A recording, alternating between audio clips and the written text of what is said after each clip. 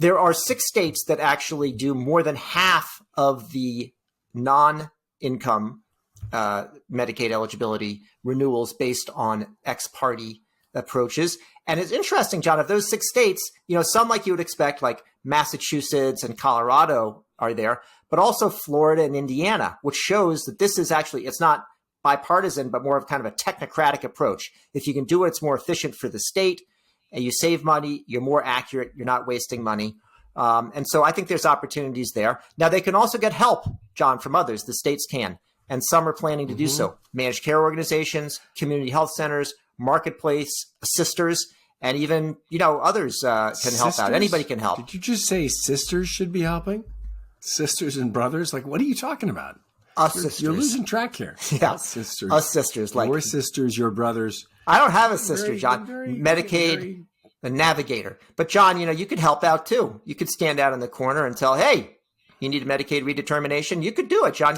Why don't you sign up with one of the states? What's really important for people to think about while you're kind of meandering around the stage here on who can help, is that there are a lot of people who are poor, are unemployed, who aren't disabled, who are going to be surprised by this abrupt redetermined process. I mean, only 35 of the 50 states have actually published a plan.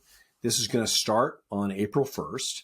And I think that one of the things we want to call out is for managed care organizations or doctors' offices or whomever, that community health centers, hospitals, though those groups that are often that have historically struggled with making sure that the services they're providing get covered, which haven't had to worry about that, honestly, for the last few years, really lean into this process.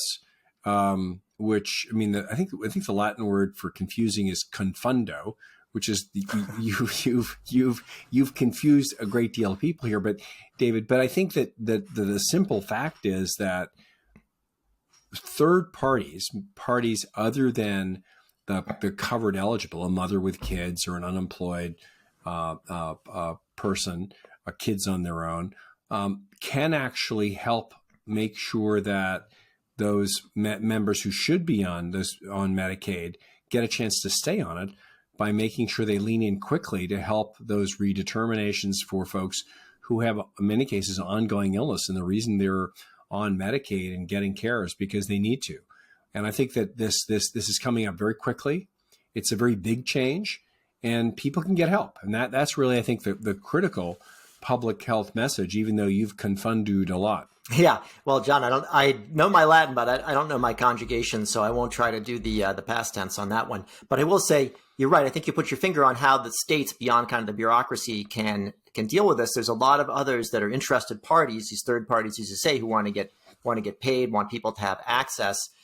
You named a number of those, and many of the people who are going to have their redetermination done can stay on Medicaid. Others will be in the Obamacare exchanges, or may have other coverage, even employer coverage that they're eligible for. And they're going to need some help with the navigation to figure out what's the right approach. On those Obamacare exchanges, many, even if they can't they're not eligible for Medicaid, they'll have significant subsidies. They may not realize that they still may qualify for subsidies in Obamacare. Stepping back a second, we know that continuous insurance coverage leads to more continuity of care and better care. And it is particularly essential for vulnerable populations, and people who are poor are disproportionately more likely to get sick and not necessarily get care.